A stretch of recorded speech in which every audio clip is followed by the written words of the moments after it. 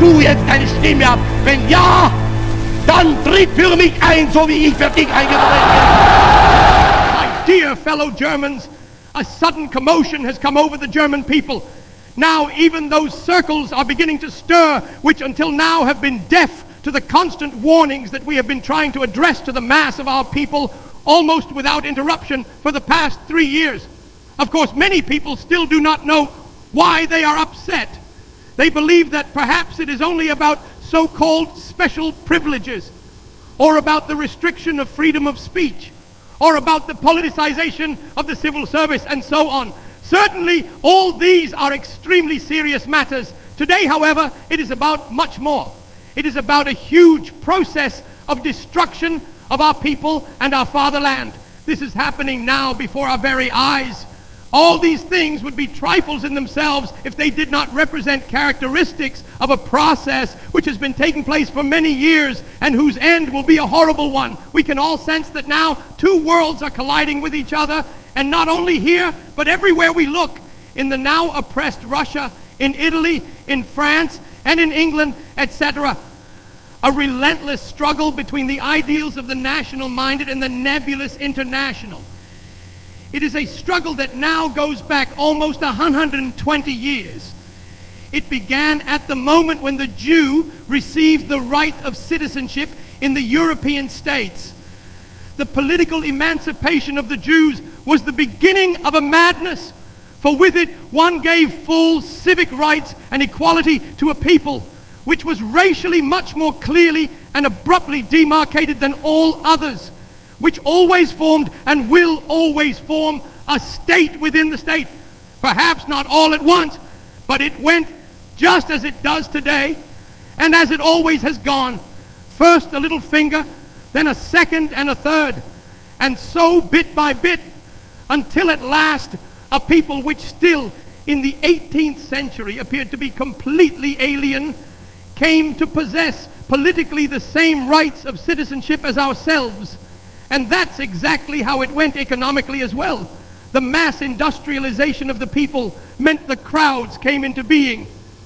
Unfortunately, not properly handled by concentration of great large masses of workers in the cities. Those who had the moral obligation to take care of them. In parallel with this, however, there was a gradual monetization of the entire labor force. The share system came into being. And as a result, the stock exchange gradually became the conductor of the entire national economy, but the owners of this institution were, and are without exception, Jews. I say without exception because the few more than who participate in it as non-Jews are in the end nothing more than token Christians who are needed to keep up the pretense to the broad masses that these institutions are natural to all peoples and their economies, while in reality they are institutions which correspond exclusively to the essence of the Jewish people and thus also spring from it. At that time, Europe stood at a crossroads. It began to divide into two halves, Western Europe on the one hand and Central and Eastern Europe on the other. Western Europe first advanced in industrialization, especially in England. Crowds of agricultural laborers, sons of farmers or ruined farmers themselves, poured into the cities and formed a new fourth estate. But there is one important fact here which many fail to take into account. England, like France, had relatively few Jews. The consequence of this, however, was that the great masses concentrated in the cities did not come into direct contact with this foreign nation, and the aversion which would necessarily arise did not find sufficient nourishment. Finally, the Jews of England, who at that time numbered scarcely 50 to 60,000, were able to Europeanize themselves with playful ease to such an extent that they remained hidden from the primitive eye of the common man, and he could not notice them as pillars of the economy, but especially as the bearers of great capital. They no longer appeared as foreigners, but as Englishmen themselves. This prevented anti-Semitism from gaining fundamental power in these countries. The same was true of France. Precisely because of this, however, it was possible to introduce in these countries the system known as democracy. precisely in these countries it was possible to establish a form of government that could mean nothing but the outweighing of intelligence and true energy by the sheer dead weight of the masses. In other words, it was possible there for the small class of Jewish intelligentsia hidden in the British people to manipulate the broad masses with playful ease in such a way that the latter, unaware of whom they were obeying, served the purposes of this small class. There, with press propaganda and control of information, it was possible to found the prototypical large parties. Even back then, there were always 2 or 3 groups that appeared to be fighting against each other, but in reality were all hanging on a gold thread, and everything was adjusted to a peculiar human characteristic. That man gets tired of something he has had for a long time. He wants something new. And so 2 parties were needed. One of them rules, and the other one forms the opposition. When one party is played out, the opposition party comes to power, and the played out party now takes its turn as the opposition. After 20 years, the new party becomes played out, and the game repeats itself anew. In reality, this is certainly an ingenious mill in which the interests of a nation are ground down. As is well known, such a thing is called self-government of a people. In the process, we always find 2 main buzzwords, freedom and democracy, as figureheads. Freedom is understood to mean, at least among the authoritative bodies that actually govern, the possibility of plundering the broad masses without limits or resistance. The masses themselves, of course, believe that freedom means the exercise of a very particular freedom of movement, both freedom of movement of the tongue and freedom to move about the streets, etc. A bitter deception. On the whole, we can say that England, as well as France, put on the chains of slavery already back then. With a bronze firmness, these states are in Jewish chains as long as the Jew himself does not feel the necessity and expediency of a change in this condition. This change will also occur there in the foreseeable future. Now, what is the difference between this Western Europe on the one hand and Eastern and Central Europe on the other? Here, industrialization did not happen as quickly. The masses streamed more slowly from the static countryside into the cities.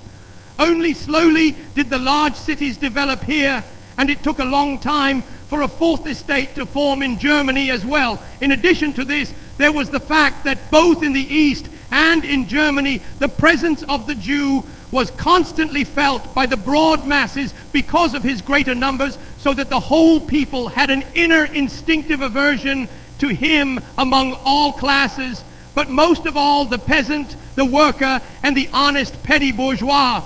On the other hand, a part of our own aristocracy and a certain circle of merchants to whom money and gold are everything were the most quickly corrupted. If political contamination was already more difficult because of the large number of Jews and the consequent aversion of the mass of our people, the difficulty was increased by a form of government which did not place ultimate authority in the hands of a weak-willed and irresponsible so-called majority, but which was traditionally anchored in a personal apex, the monarchy. At that time, the Jew had to admit to himself that in these countries, the resurrection of an enlightened despotism would by no means be impossible. There were 3 powerful factors at the disposal of the head of state. The army, with a huge, wonderfully well-coordinated officer corps. The body of civil servants, with its enormous apparatus of completely dutiful officials. And a great broad mass of people who were inwardly still free from any poison. And if we add to this the fact that at that time the national intelligentsia in Germany was still almost exclusively predominant, that even wholesale trade was still in German hands, that above all the young, flourishing, rich industry was of German origin and German ownership, and that further the enormous peasantry, the last reservoir of a nation's strength, was still completely uncontaminated and healthy, we understand the following consideration of the Jewish people who at that time were gaining political equality. When, through industrialization, a new fourth estate is formed in the cities, there is a danger that this fourth estate will fraternize with the monarchy, and that, on this basis, a people's kingdom or people's empire will come about, willing and ready to deal the death blow to the international financial powers. Therein lay a grave danger for Jewry if the broad mass of the then forming labor force had come into national hands and had then seized the nation as a true social catalyst, if the liberation of the individual estates had taken place organically step by step, and if the state form had later been based on this, then what many hoped for on November 9th, 1918 would have come about: a national social state. For socialism as such is anything but an international creation. As a noble conception, it has grown exclusively in Aryan hearts and reaches its intellectual apotheosis only in Aryan minds. It is completely foreign to the Jew. He will always and forever be the born private capitalist of the most exploitative kind, and it is no coincidence that the great pillars on which some later mistakenly tried to build the foundation of a so-called people's enlightenment were all without exception opponents of the Jews. Millennia have inwardly hoped for a Germany of the German people, different in his whole being, which is entirely harmful to the Aryan, but the Jewry as a people for itself stands against us and will stand against us as a mortal enemy, always and for all time. Jewry has made a politically truly ingenious step. This capitalistic people, which first brought the unscrupulous exploitation of human beings into this world, knew how to take the leadership of this fourth estate into its own hands. The Jew became the founder of the social democratic and communist movements, and with extraordinary skill, he gradually played the leadership exclusively into his own hands by two methods. One he used on the right, the other on the left, but he had his apostles in both camps. On the right, he endeavored to exacerbate all the existing problems by emphasizing as much as possible those qualities which were repugnant to the man of the people, the poor devil, so that the latter would be incited as much as possible. It was he who increased and drove the greed for money to the extreme. He was the one who preached unscrupulousness in the use of any and all means, as a matter of course in business dealings, and by his competition forced the others to join in. He was the one who pushed hard-heartedness in the ruthless use of these means to such an extent that the saying, "business too marches over corpses," became self-evident. But it was he in particular who increased gaudiness in the most disgusting form to such an extent that it could only become a grave insult to the broad masses. While he thus corrupted the people on the one hand by his evil example, he destroyed them also in terms of blood. More and more Jews wormed their way into the families of the upper classes, and it was from the Jews that these families took their wives. The consequence of this, however, was that in a short time, the leading stratum of the nation became completely alienated from its own people.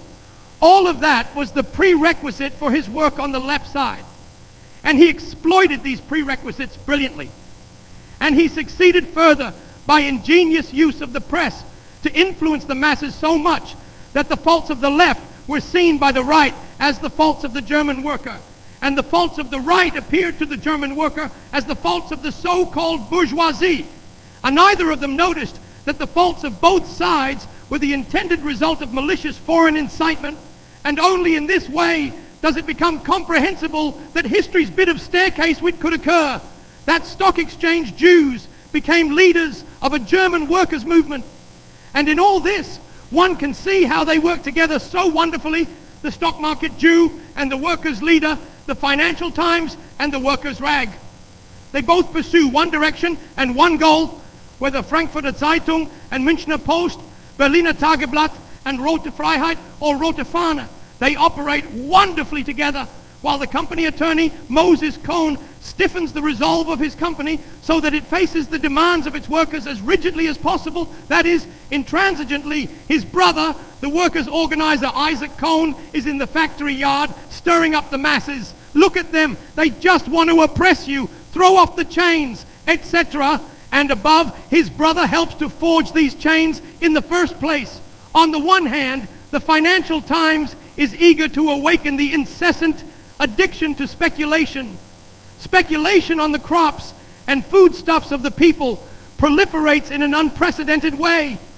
On the other side is the workers' rag, riling up the masses by telling them bread has gotten more expensive and this and that have gotten more expensive. Don't tolerate it anymore. Arise, proletarians, down with so-and-so. This process is practically complete in Russia. The whole of today's Russia is nothing more than a ruined culture and a mature colony to be cultivated by foreign capital, which must nevertheless draw in Aryan minds as practical laborers, for the Jew is not fit for this either. Here too, he is only rapacious and gluttonous. He knows no orderly economy and no orderly body of people. He steals everything over there in Russia. They take the diamonds away from the noblemen to help the people, but then the diamonds disappear into foreign companies, never to be seen again. He seizes the wealth of the church, but not to feed the people. No, everything wanders away and disappears without a trace. He has become completely irrational in his greed. He cannot preserve anything. He has only the drive for destruction in him. Once he has destroyed everything, he will collapse along with that which he has destroyed. It is a tragic fate that has struck the people of the northeast of our fatherland. In the past, we were often supposed to get upset about some bandit who received his just punishment here or there. When an anarchist was put up against the wall in Spain, there was a great howl in our country about this sacrifice of the most precious human blood. When a Max Holtz is brought before a court of justice in our country, the so-called German press never tires of reporting in long articles exactly how he, as the apostle of a higher conviction, is being unfairly condemned. And if a stock exchange bandit is hanged somewhere in Hungary, then that is enough to boycott that whole state. Yes, there must be a boycott, because this state has a human life on its conscience, and we are so infinitely sensitive. Today, however, more than 30 million people have been slowly martyred to death in the East, some on the scaffold, some by machine guns and similar means, some in actual slaughterhouses, and millions through hunger. And we all know that this wave of hunger is creeping on. It is all lies and deception. What is declared about the aid delivered there? What does aid mean when on one side there is this greedy werewolf who eats up all this aid himself? They'll call you a reactionary, a monarchist, and a pan-Germanist if you criticize today's conditions. I ask you, what would be the state of Germany if there had been no criticism at all during these 3 years? I think that in reality, there has been far too little criticism. Our people are unfortunately far too uncritical. Otherwise, they would not only have seen through many things long ago, but would have shut them down with their fists. Thus, the crisis is reaching its climax. The day is not far off when the German Revolution will have to be pushed forward for the reasons mentioned above. The leaders know too well that it cannot go on forever as it is today. It will be possible to raise prices 10 times by 100%, but it is questionable whether the Germans will accept 1 billion marks a day in salary only to starve to death at the end of the day. It is questionable whether one will be able to maintain this great deception of the nation. The day will come when it will not be possible, and that is why we have to make provisions. And so Germany is now entering that stage whose extremes Russia has already felt. Now, in a last grandiose push, the criticism and resistance, nay, the honesty that is still present in us, is to be crushed. And this will happen all the faster, the more they see that one particular insight is beginning to take hold of the masses. The National Socialist doctrine, whether under ours or another name, more and more it gains ground everywhere. All these people cannot yet be in a party together, but wherever one goes in Germany, indeed almost in the whole world, there are already millions of thinkers who know that a state can only be built on a social basis. And secondly, that the mortal enemy of every truly social idea is the international Jew. Every truly national thought is ultimately social. That is, whoever is ready to stand up for his people so completely that he really knows no higher ideal than the welfare of this people. Whoever has grasped the meaning of our great song, Germany, Germany above all, in such a way that nothing in this world is higher to him than this Germany, people and country, country and people, he is a socialist. And he who sympathizes with the poorest of this people's citizens, who sees in each individual a valuable member of the whole, and who recognizes that the whole can only flourish when it is not composed of rulers and oppressed, but when all, according to their ability, fulfill their duty to the fatherland and the national community and are valued accordingly, he who stands for the preservation of the strength and youthfulness of the millions of working people, and he who above all stands up to ensure that our most precious asset, our youth, is not prematurely used up in unhealthy, harmful work. He is not only a socialist, but a nationalist in the highest sense of the word. But it is the teaching of this insight which appears as the most threatening danger to Jewry as the leadership of today's revolutions. And it is precisely this danger that pushes him to strike as quickly as possible, because he knows one thing for sure. In the end, only this young movement can threaten him. He knows the old parties. They are easy to please. A few endowments in the form of ministerial chairs and similar posts, and they fall in line. He knows one thing above all. They are so simple-mindedly stupid.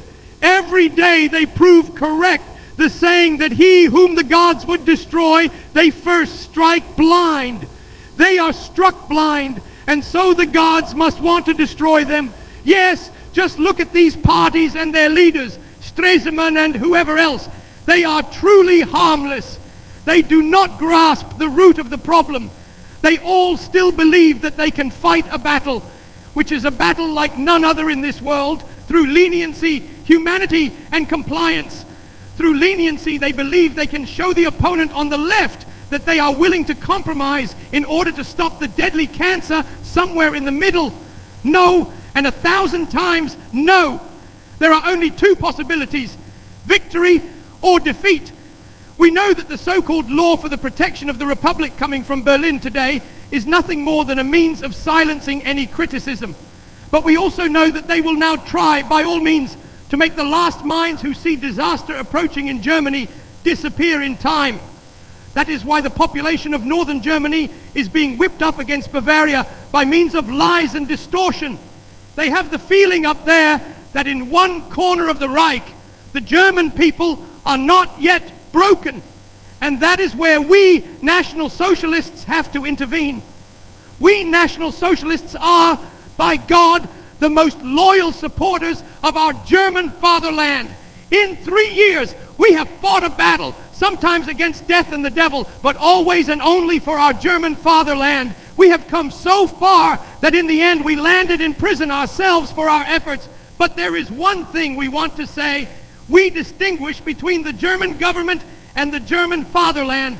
If some half-Asiatic scoundrel here in the Landtag or in the Reichstag in Berlin accuses us today of not being loyal to the Reich, I would ask you not to grieve over it. The Bavarian people has proven its loyalty to the Reich with its countless regiments which fought for the Reich and were often buried 2 or 3 times under the earth.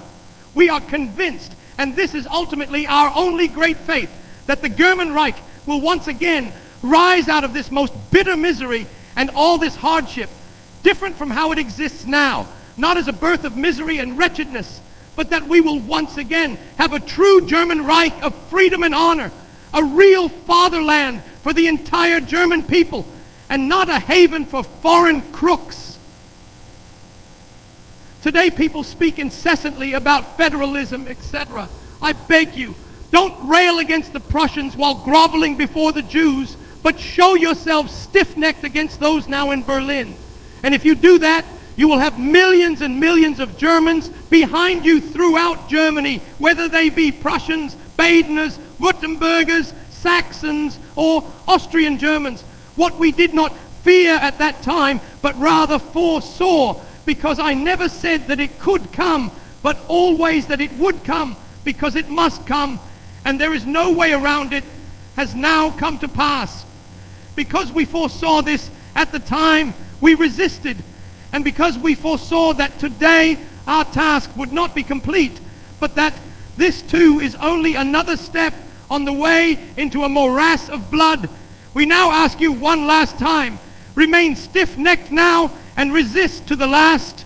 We National Socialists, who for 3 years now have done nothing but preach, insulted and besmirched by all, mocked and ridiculed by some, blasphemed and slandered by others, we cannot go back.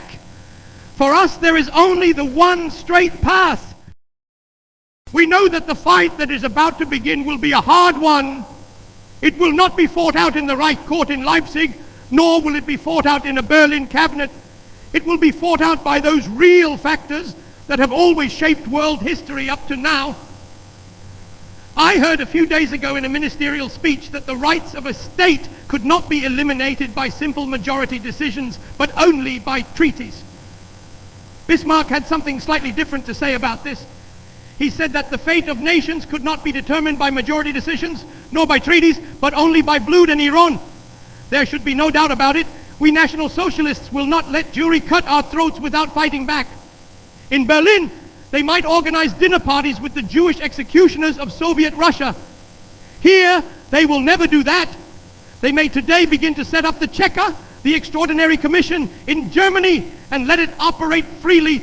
We will never submit to such a Jewish commission. We have the rock-solid conviction that if 7 million people in this state are determined to stand up for their no to the last, then the evil specter over the rest of the Reich will collapse into nothingness. For what Germany needs and longs for today is a symbol of power and strength. So, at the end of my speech, I have to make a special request to those of you who are young. There is a very special reason for this. The other parties train their boys in mouthing off. We would rather train them physically, because I'll tell you this, the boy who does not find his way to where the fate of his people will ultimately be decided, who only studies philosophy and sits behind his books or at home behind the stove, he is not a German boy. I call upon you, join our storm divisions. No matter what slander and calumny you hear about them, you will know that they are formed for our protection, for your protection, and thus not only for the protection of the movement, but for the protection of a future Germany. And if you are blasphemed and if you are besmirched, then hail to you, boys. You already have the good fortune to be hated at the age of 18 and 19 by the worst scoundrels. What others have to fight for, this highest good of distinguishing the honest man from the bandit, falls into your lap as a bit of good luck in your youth. Be confident that the more they slander you, the higher you will rise in our esteem. We know that none of use could speak if it were not for you. We know and see that our movement would be crushed if you did not protect it. Today, you are the defense of a movement that is called to revolutionarily transform Germany from the ground up, so that what so many expected on November 9th may come to be a German Reich, a Germanic, and for our sake, a German Republic. Every battle must be fought to the end. Better that it comes sooner rather than later. And the one who goes into the fight with the most confidence from the start stands the most secure.